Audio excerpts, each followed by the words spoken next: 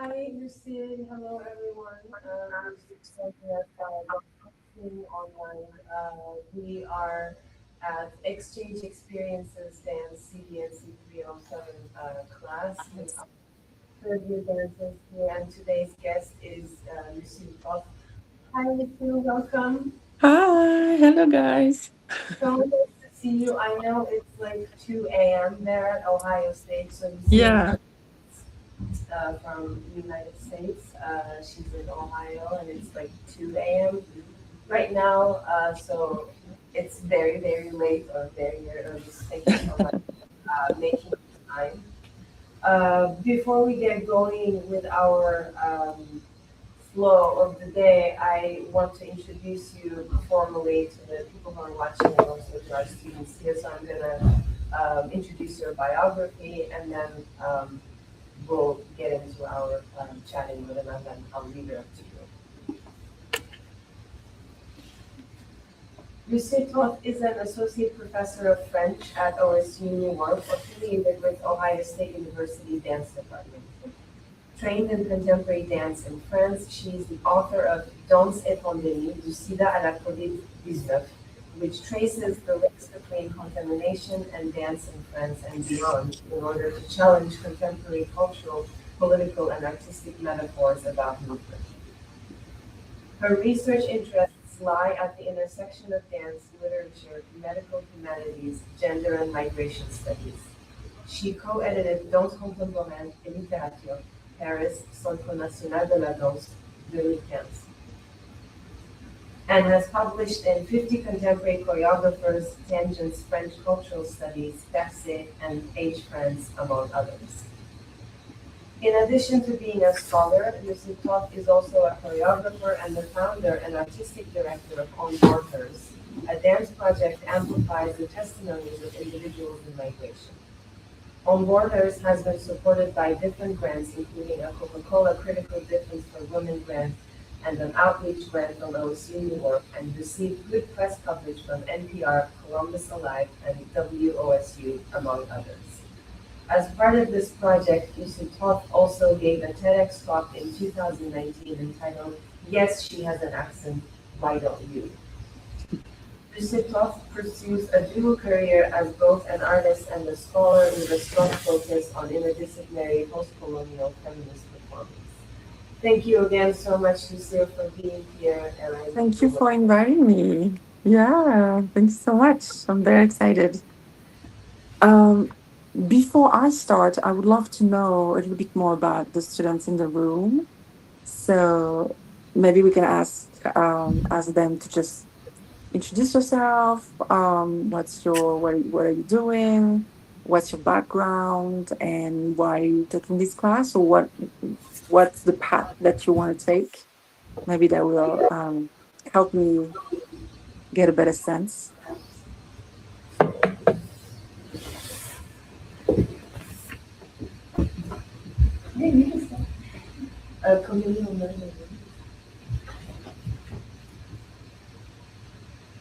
Yes, I see you. My name is Dila. I'm a third year dance here. My background is mostly hip hop. Okay. I studied contemporary later, then decided to study contemporary dance here. Great.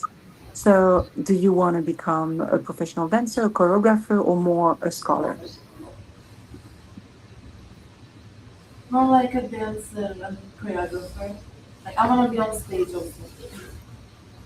Okay, great.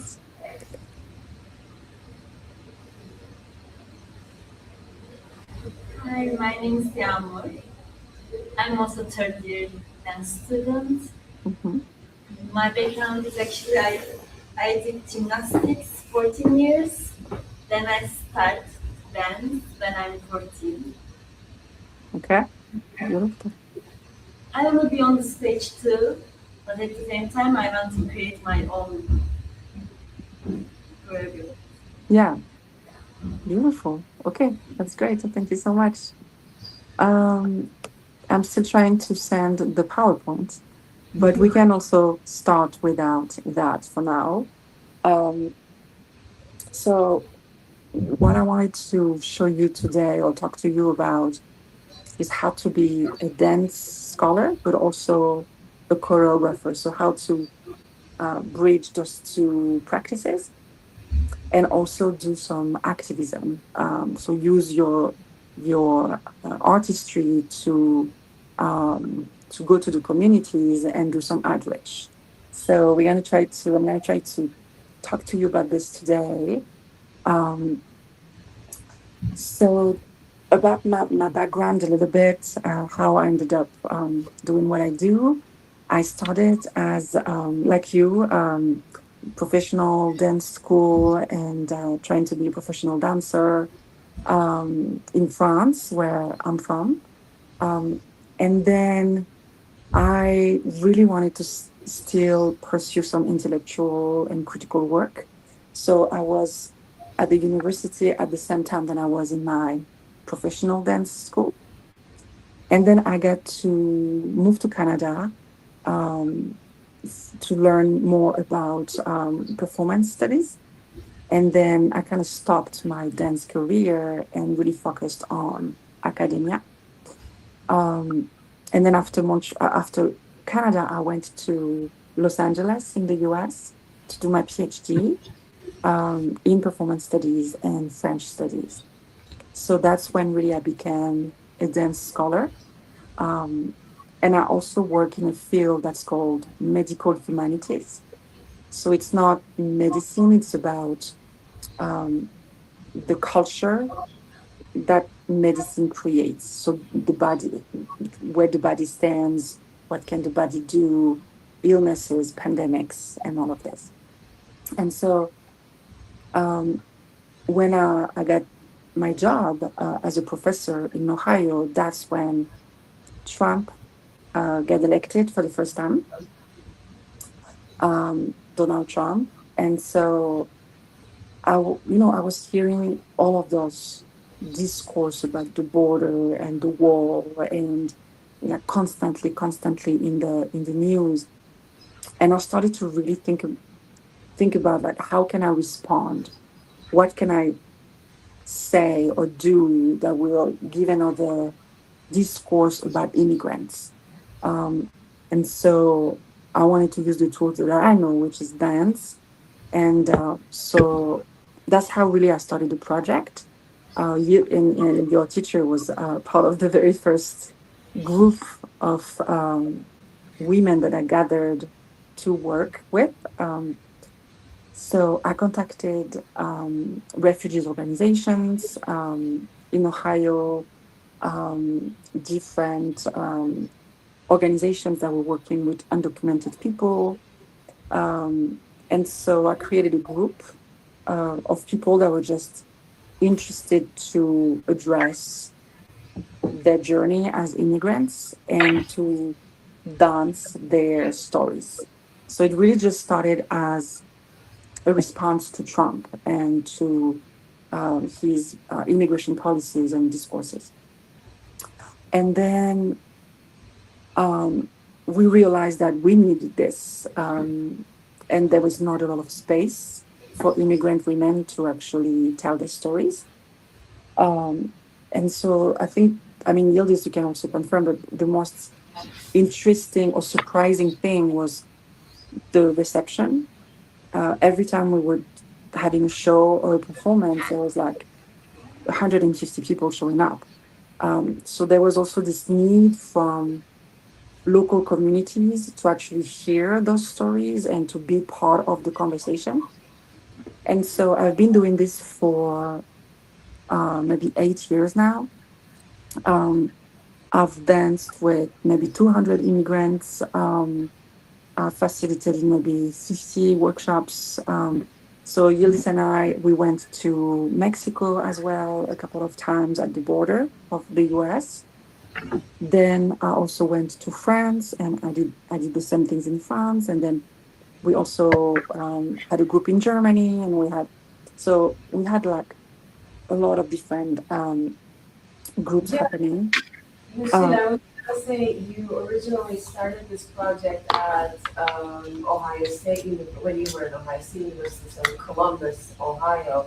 Yeah. But it didn't stay there. Like you traveled within the U.S. and also around the world with this project. You continue to work with still female immigrants, but not just in the United States, around the world, either documented or undocumented, and exploring like different stories and different cultural realities too. Absolutely, yeah. When I went to France, it was right after the pandemic in 2021, and that's when I actually started to work with immigrant men as well. So I shifted a little bit from only women to not a mixity among the groups. So I always divide genders, but I also had a group of men, and that was actually very interesting to work with men because of the resistance that I found. We can talk about this and later, but it's also very interesting. So yeah, so that's how I really started to become what we call an engaged scholar or an engaged artist. So it's really engaging with vulnerable populations and trying to develop a methodology to be able to work with them. So once we have the PowerPoint, I'll show you a little bit more videos and visuals and tell you specific stories and cases that I came across as I was working with different groups. But I think something I also want us to think about today, and that will be also part of the workshop aspect of what we're going to do after, is how to ethically engage with vulnerable populations. So what I mean by ethically is, for example, how do we work with communities and not just on communities? So how do we create, like, co-create instead of just extracting stories? And so those are questions that are very, very important and difficult to address as well. So what I will ask you after we're going to try to do this together is to come up with a session that you could have with a group of vulnerable people. It can be whoever you think about. So in my case, it would be immigrant people, but it can be, any other vulnerable groups. And how do you build a dance session with that ethics in mind? So we're going to work on that together, and you will guide you with Yıldız will guide you on how to do this, and then we're going to present to each other and try to develop best practices on how to ethically be an activist and an artist at the same time. Does that sound good? Yes, that sounds perfect. And I just wanted to, as you were talking about, Lucille, the methodology of working with people and addressing the important and yet difficult aspect is how do we ask those questions? How do we make that space for people without necessarily extracting the stories, but being sensible about that?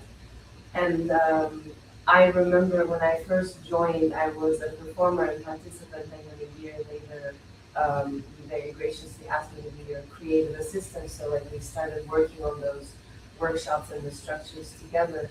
And I remember we had some instances, especially when we went to Mexico, we had a whole plan of like how to approach the women in shelter, or women who were waiting for their documents to arrive so that they could go to the United States. They were at the living at the border town Nogales in a shelter, and in a very difficult life circumstances. So like I remember we had the whole plan, and we went there and we were like, wait, we can't do any of those things. Like, this is not going to make sense. So like we needed to change and adapt, and also like there was a lot of listening that happened. And which like it's hard it's hard to hold that positionality in that setting too, and I think it requires a lot of empathy and a lot of like letting go of the, oh, I need to do this thing, like this is my project kind of thing, because it becomes their project. Absolutely. And I wanted to ask, maybe you might have planned to talk about it later, but I think I want to get us there. How, because the people that you're working with, they're not necessarily dancers. They can be, but that's not a requirement for the project. So I'm wondering, how does that how does that shape your methodology to ask for movement creation from people who are not necessarily trained to express themselves through movement? So I think what's interesting is that every time I start a group, everybody will always say, I'm not a dancer. I don't know how to move. Pretty systematically, actually. But then when you start talking with them, and they have so much vocabulary inside of their body that they don't even realize. But in their mind, if you don't do ballet or if you don't do something very specific that's kind of more traditional, in their mind, they're not dancers. So something that I always do is that the first couple of sessions, I always focus on their own traditional movements. And so what type of movement do they carry with them while crossing the border? So even though they're on the other side of the border, what movements remain in your body? What vocabulary are you bringing with you that from home? And once they realize that there's value in the traditional movements they bring, then they feel like dancers. But there's always a moment when they always start by saying, I don't dance. I don't know how to dance. I wasn't trained. So that's always a very interesting shift that I see all the time in the workshops, in the sessions. And I try to have at least 8 weeks sessions, so we can actually do some work and actually get to trust each other, get to know each other, because that's also part of an ethical way to think about a workshop, is how do we build trust? They don't know me, I don't know them. Why would they tell me the stories? Why would they share anything with me? And so there's like building this trust takes a lot of time. And so, I'm sure you remember, Yıldız, we laugh a lot. The first sessions are very much about building a group and, being silly or being just like doing, silly exercises just to bond as a group. And then once we have this trust, we can start sharing. But it's pretty rare that session 1, we're going to start sharing our stories. It really doesn't really happen. It takes way more time than that. Okay, so let's see if my freaking PowerPoint still not. Jesus. Okay. It hasn't. No, it's still not. It's okay. You can also go at some point on maybe the website on the. Yeah. I'll pull up the website. I got rid of some videos on my PowerPoint, and it seems to be loading way quicker. So we should have a PowerPoint. Yes. So something that I also wanted to mention, I think it's very important, is the political context you are creating in. So as I mentioned, the project is born out of the first government of Trump. But then today we are in a second term of Trump, and it's even harder and even more complicated, I think Yıldız, I'm sending you the PowerPoint, and I think it's working. I think while we do that, I'm also gonna pull up The website. the I think I website. just sent it to your Gmail, and it's working. Okay.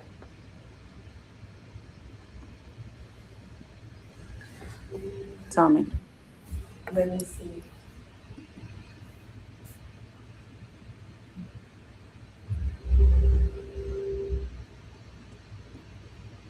Okay.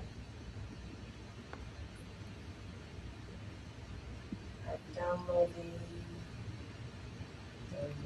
Oh, it is pretty loaded. So it worked? I'm downloading it right now. Okay, perfect. So I got rid of the video, so maybe you can just go on onboardhers.com. Yes, I am there.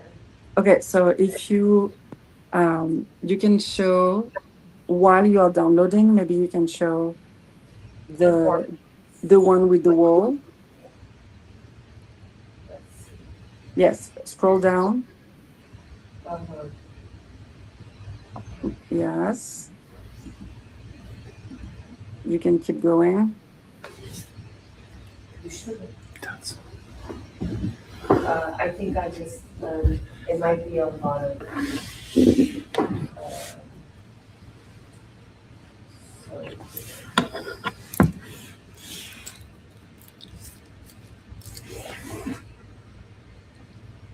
I think it's a big project, so it takes a lot of space. All right, I think I'm back. Let me try sharing this. Yeah, so if you want to do the one with the wall, I think it would be, yes, so keep scrolling down. Okay.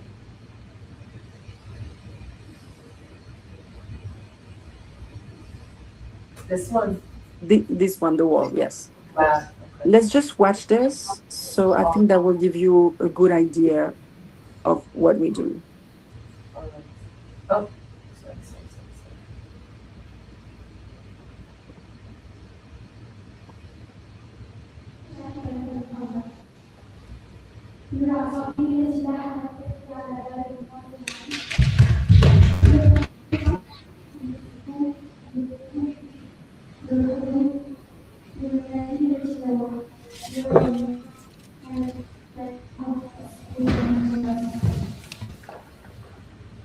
Can you pause for a second?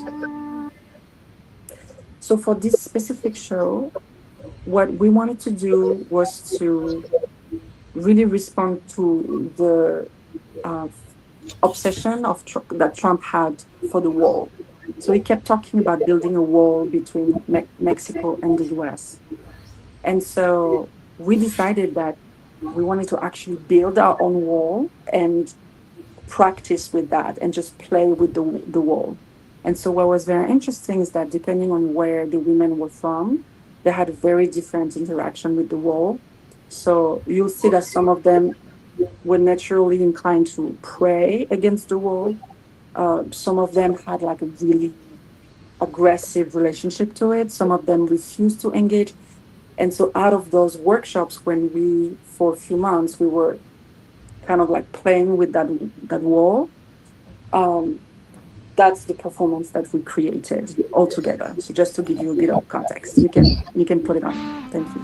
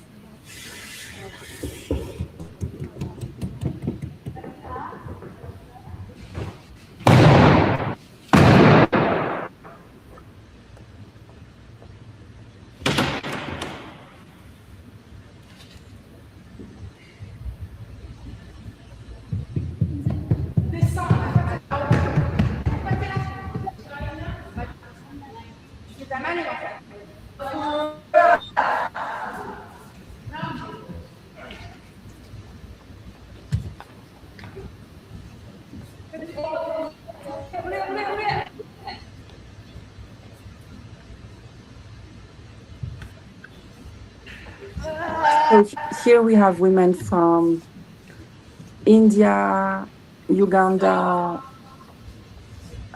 Palestine, Israel, Ghana, from all over Turkey.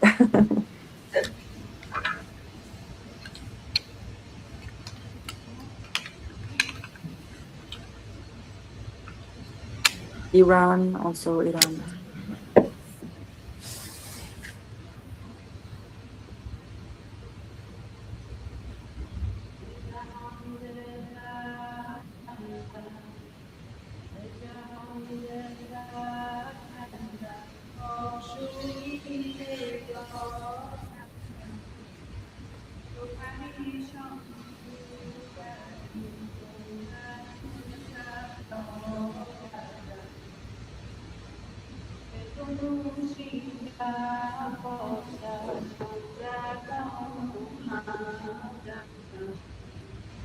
Yıldız.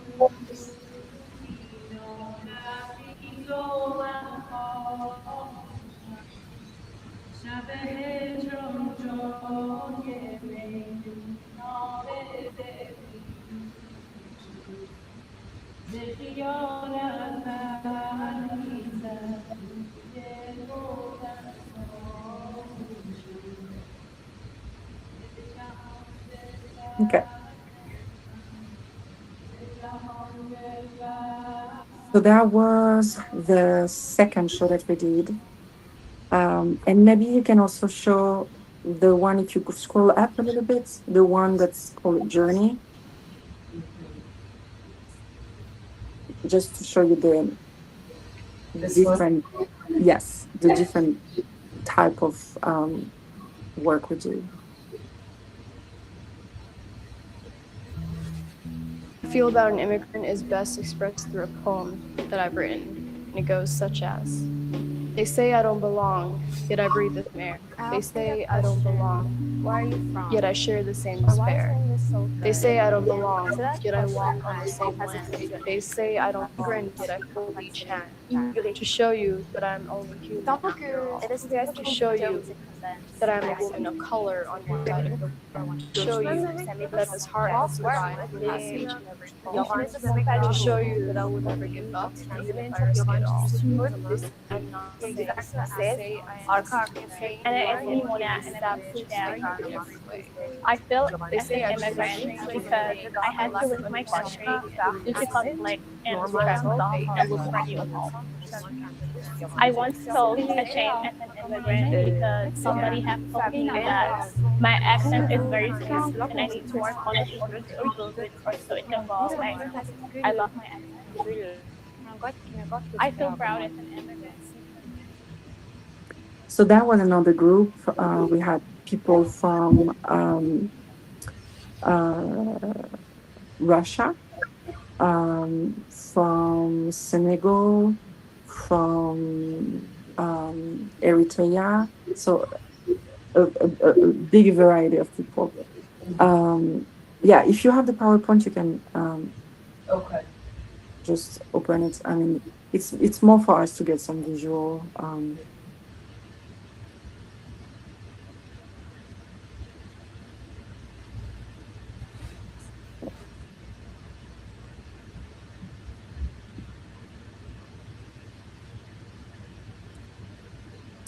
Do you have questions so far? No, not yet. Okay. I am working on things, PowerPoint. Okay. So let's go back to this idea of political context. Just to tell you a little bit about now and what it looks like to be in Ohio and doing this work. Are you familiar with what we call ICE? Does that ring a bell? ICE. So it's the immigration police, basically, and they do raids. So the goal of Trump is to deport as many immigrants as possible. And so he created this police that's called ICE, and targeting any immigrant. And so they do like those big raids and deport a lot of people. And so that's a huge anxiety right now. In addition to that, the state where I live, Ohio, is becoming more and more conservative and extreme right wing. Yes, okay, so that's perfect. If you can.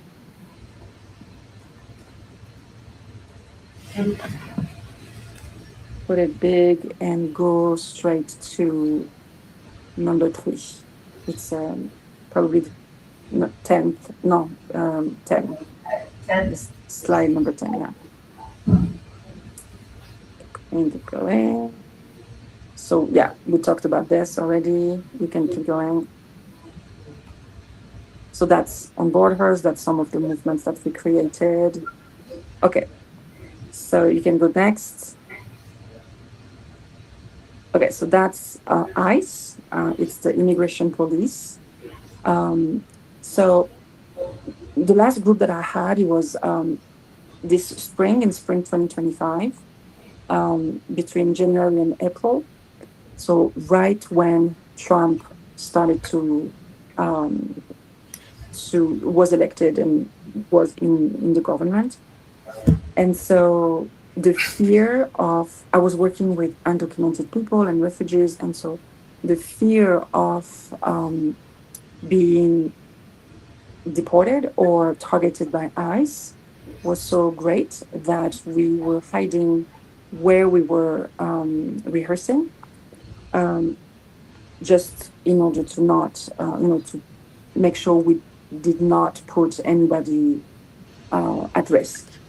So that's also something that's very important, to make sure that just for my project, I don't put anybody at risk, and that I make sure I preserve the anonymity of the women if they need to, or, so all of this is very, very central and always in my mind as I work. So also, I want to show you, I'm going to try to send that to you also on your email. I'm sorry, it's so complicated. We're making it work. Yeah, we're going to make it work. Okay, so I just want to show you, where is that? No, that's not what I want to see.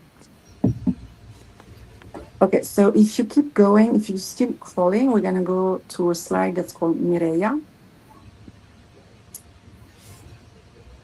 Yes, okay.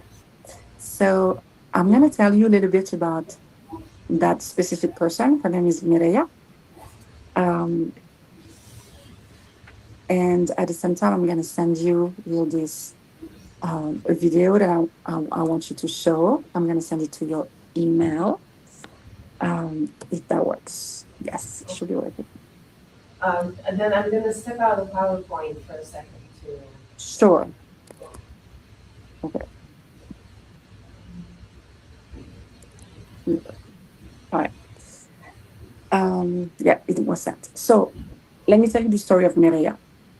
So I met her in last January. Mireya, her family is from Mexico, and she was also born in Mexico. When she was 3 years old, her mother tried to cross the river, the Rio Grande, to go from Mexico to the US. And she went by foot, so she walked. And when she crossed the river, she tried to keep Mireya dry. So she put Mireya in a big trash bag, like a big trash bag, to keep her dry, right? So to make sure she would not get wet. And so she put Mireya on her back like this, in this big trash bag.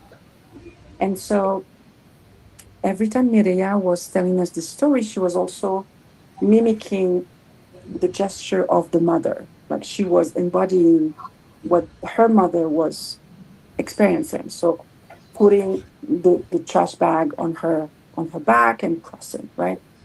And so at some point, I asked her to try to go back to that trash bag and try to understand from the 3-year-old perspective.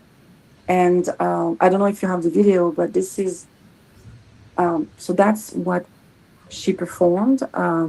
So this is not Mireia, this is my own child.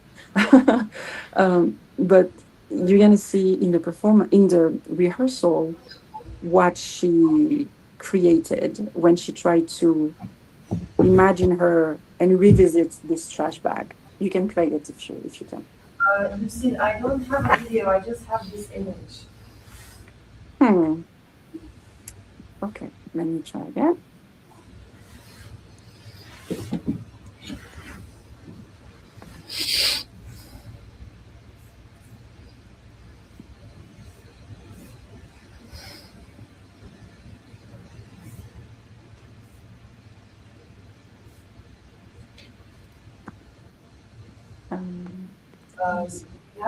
Maybe I can show this just to give an idea.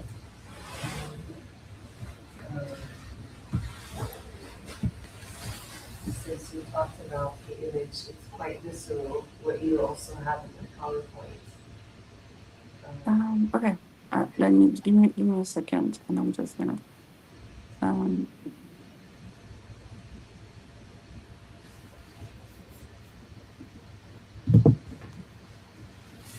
Yeah, I think we also see a little bit. Okay, so that's Mireia. The picture you see is Mireia when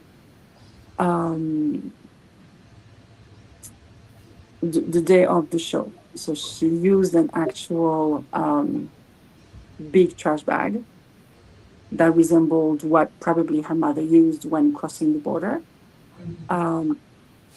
But I want to show you what it looks like. It's coming, okay? I want to show you what it looks like with her. Okay. So you should receive it now.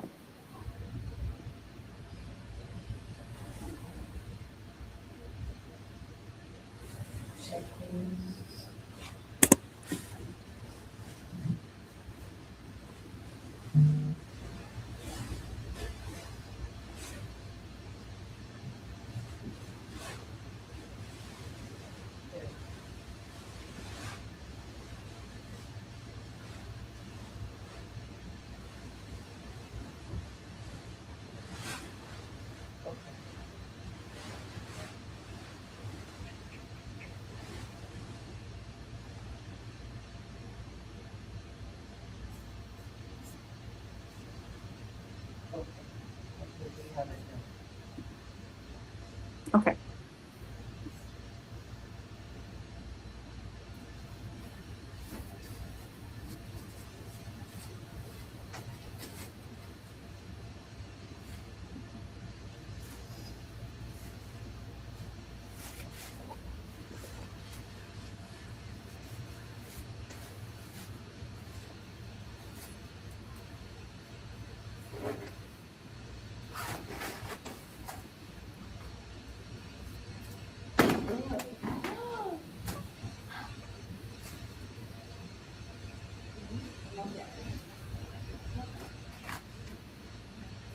Yeah, you can stop. So with the very big and thicker garbage bag, it was really, really impressive. And so there's a moment when she's completely in the bag, and all the women come and lift her up, and so that's when she kind of comes out of the trash bag. And so it was a really important moment for her, because it was the first time she actually went back home and spoke with her mother about that journey that they never really talked about, because it was very traumatic for her mother. And so she did not invite her mother to the show. She felt like it was maybe too early and they had more, to address first. But for Mireia, it was a very important moment in the work we were doing, that's for sure. You can go back to the PowerPoint. I just got really into the in the awe of the video, and but when we were working together, like physically when we were in the same room, I remember being so amazed by the level of creativity those women had, Yeah. even in that heavy of a subject. Like, so there's that different kind of level of vulnerability to start with, to like offer your study like that, to your story like that, but at the same time, to like make a dance out of it, like that, I think I'm still trying to wrap my head around Yeah. that. And I think it's also very empowering for them. They're really owning their own story. You know, the fact that they're producing something out of this trauma it's beautiful. And then the second person I wanted I wanted to tell you about is Judy. And Yıldız, you probably remember Judy. I She am w- pulling up. yeah, I mean, I took off the I took away all the pictures to make it lighter, but it's fine. Um, Judy, when met her, it was in 2018. She was from Palestine, and she was having a hard time being a Muslim in the US, for, I mean, obvious reasons. It's still a very Islamophobic country, and she was wearing a hijab, and so it was really hard for her for a long time. Um, and so at the beginning, I remember asking a question: what movement represents your relationship with your country of origin? And she replied by doing this movement, like this. Do you remember, Yıldız? Yeah, She was doing this. So it was really like the battle between different identities, right? So growing up in Ohio, but from Palestine, with everything that comes with being from Palestine, right? Already, the intergenerational trauma that entails, and she made that movement, and we use that movement also in the TED talk that we gave. We kept it, because then a lot of other women actually identified with this specific movement. And then when I asked again at the end of the, the series of workshops, she made this movement. And she was honoring her hijab, and she was finally proud to wear hijab. She felt very strong about wearing her hijab. And so that transformation, it was very powerful for her, to just realize that you cannot control what the other people see or project in you, but you can own what you project, and you can own what you are. And so, just to give you examples of the type of movements that we developed and we created together. So if you go to the next slide, and again, so those are the ethical questions that I told you about, and ethical questions I want us to think about together. So how do we work with and not on communities? Does this question make sense to you? How do you understand this question? I'm asking the two of you. How do you understand the complexity of doing one rather than the other?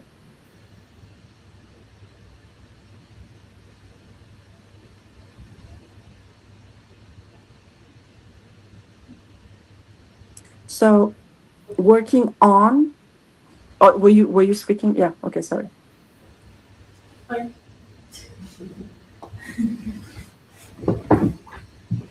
So I was thinking, when we say like working with, like it includes like some empathy also, like working together, not like giving just orders, like sharing thoughts and talking with each other. Yeah. Absolutely. Yeah. Absolutely. Working on is also make the people an object of study. So by making them an object of study, you kind of ignoring or erasing the human that's in front of you, right? And so, yes, they are a subject of study for me because this is part of what I do in my research, in my creation, and but I could not do it. I don't want to do it without them feeling entirely part of the project. So that's the complexity of it. And that's what a lot of scholars, unfortunately, and artists, unfortunately, have not done throughout the history of dance or academia, right? It's always, oh, I'm gonna go work with, for example, I'm gonna collect stories, and then I'm gonna dance, me, white European privileged person. I'm gonna embody all of those stories. It's not the same thing than making the person actually dance their own story. So it's a completely different approach. Yeah. Can you go to the second question? If you click on the next highlight. Oh, yeah. So how do we develop ethical co-creation rather than extractive storytelling? Do you understand that as well? How do you understand that?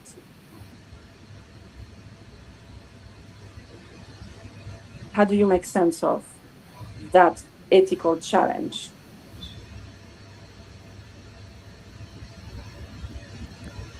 Can you give me an example of an extractive storytelling?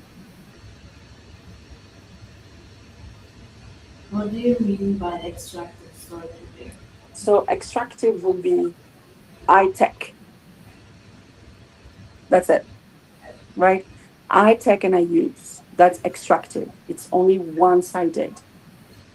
When you think of, when you try to do an ethical methodology, yes, you're going to extract. And yes, I'm using those stories. I just told you some story, right?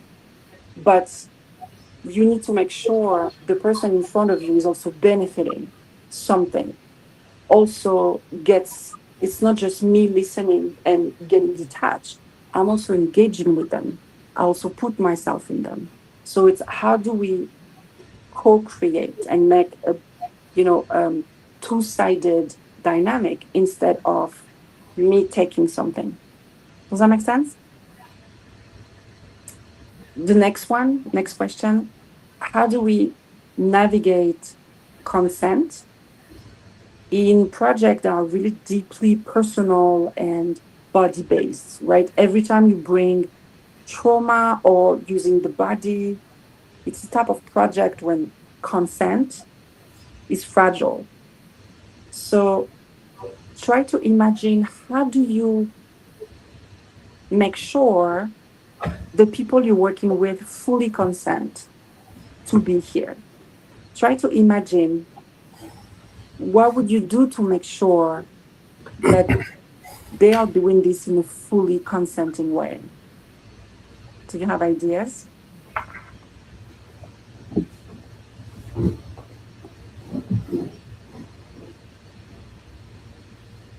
A strong communication pressure. Okay, can you be a bit more specific? How would you communicate that?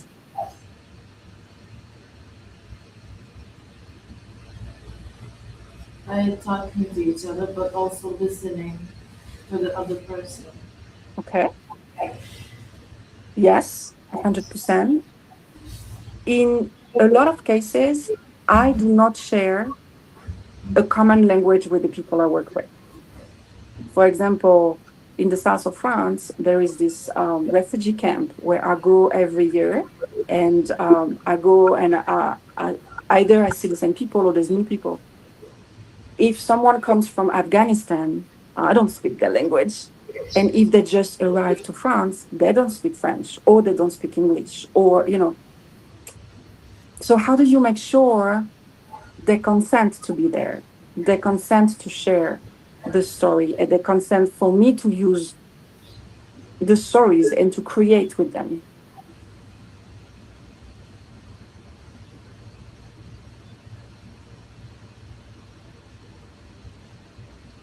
How would you go with that? How would you go with making sure that person that doesn't speak the same language is fully consenting?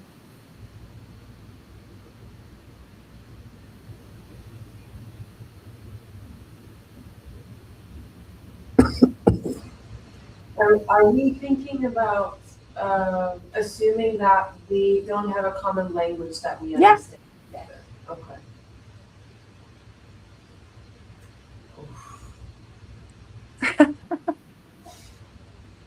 So different strategies that I've developed. Of course, now you have, translation tools. So you can use that, obviously, right? But you also need to really be aware of the power dynamics.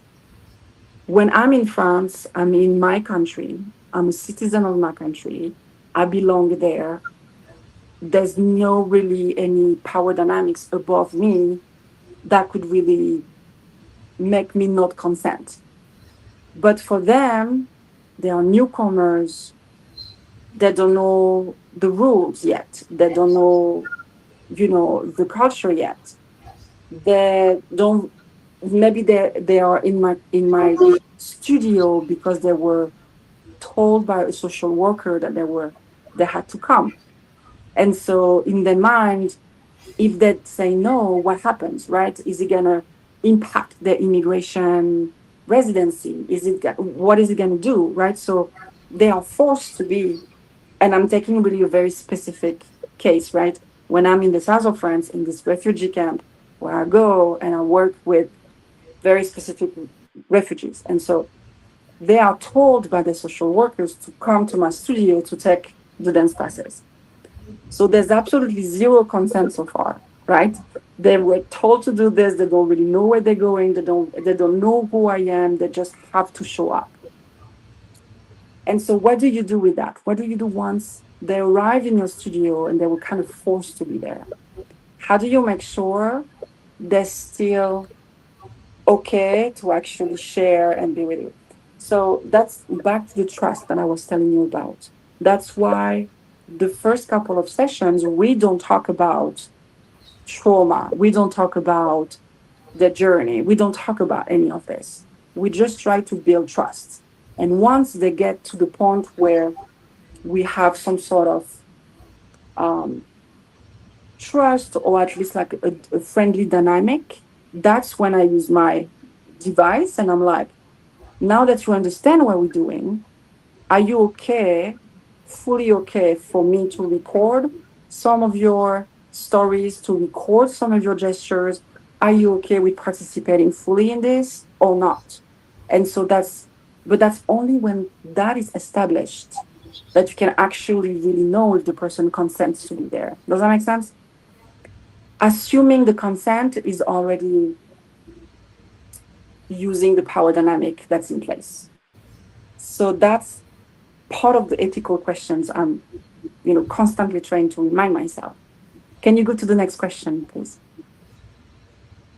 So all the stories and the movements that I've been collecting over the years, I'm calling this an archive. And I'm calling this an archive because usually archives belong to a nation.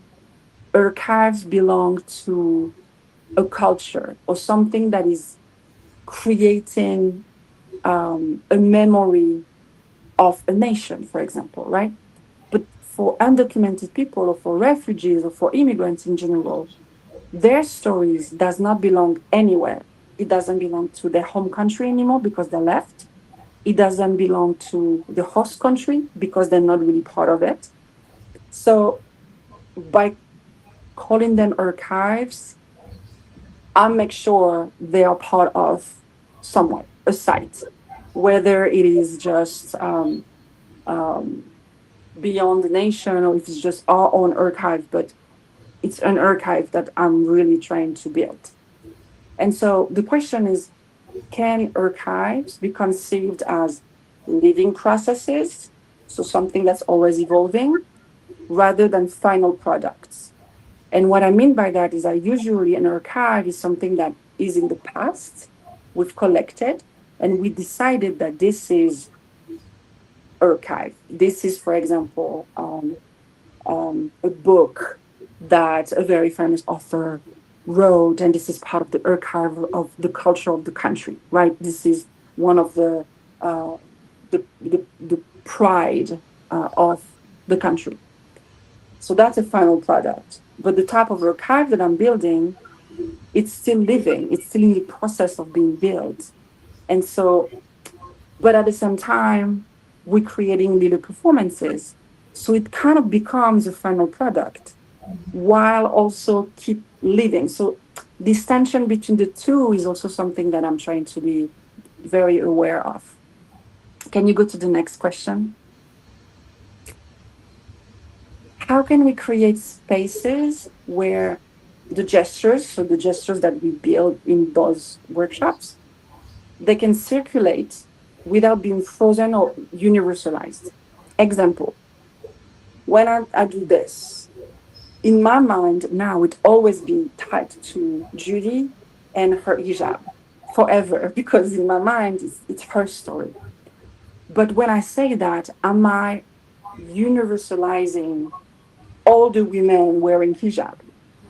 Am I making it some sort of like fixed, frozen gesture that will belong to only one type of women? Does that make sense? So that's also the danger and the limits of the performances that we make, is that at some point it crystallizes a moment that maybe has evolved already and maybe is not even relevant anymore, right? So always trying to make sure we're not universalizing something. You understand the term universalizing? Does that make sense? Yeah. And then the last question is really about these methods that I'm developing about transmitting gestures. How can we not make them like a folklore? So, for example, if, when I have North African women, they have a tendency to give me what they think I expect. So they gotta give me they're gonna give me like belly dance when this is not what I'm expecting, but they assume that's what I expect. And so they're gonna folklorize their own vocabulary at first in order to kind of please an image they have of themselves. Does that make sense? And so the work is also to try pass beyond this and try to show them that they don't have to folklorize themselves, or we don't expect anything special from the movement they're gonna create. Qu- Questions about this? Do you have questions? No? Okay. Lucille, I have a comment about, I'm gonna go back here, for the question about the archiving, because I found it really interesting, like the sensibility that you have, not necessarily treating as like those sharings as a final product, but like treating it as a living processes. And you asked the question, do we always have these final performances or final sharings after like an 8-week long workshops? Then does it become a final product? I remember, I think it was before COVID, the 2019 edition of On Borders. For one workshop sessions, the 8-week workshop sessions, we decided not to do an end sharing. And I remember I think you took that decision because you didn't want people to feel pressured of the performance because it was so beyond that. At the same time, I remember it being a little unconcluded or inconclusive, like feeling wise. And I think it was us, it was also the other participants, other women too. It became such a ritual rather than a final product. I think it became such a ritual to show, to share what it is that we have created together. So I think even if it's a show, even if it's a public sharing, it might look like a final product, but at the core, it never was meant to be that, and I don't think it ever was. I think it still goes under living processes. And I remember exactly what you're talking about. It's actually when COVID hit, we were supposed to have a show, but then we had to cancel, and it never happened.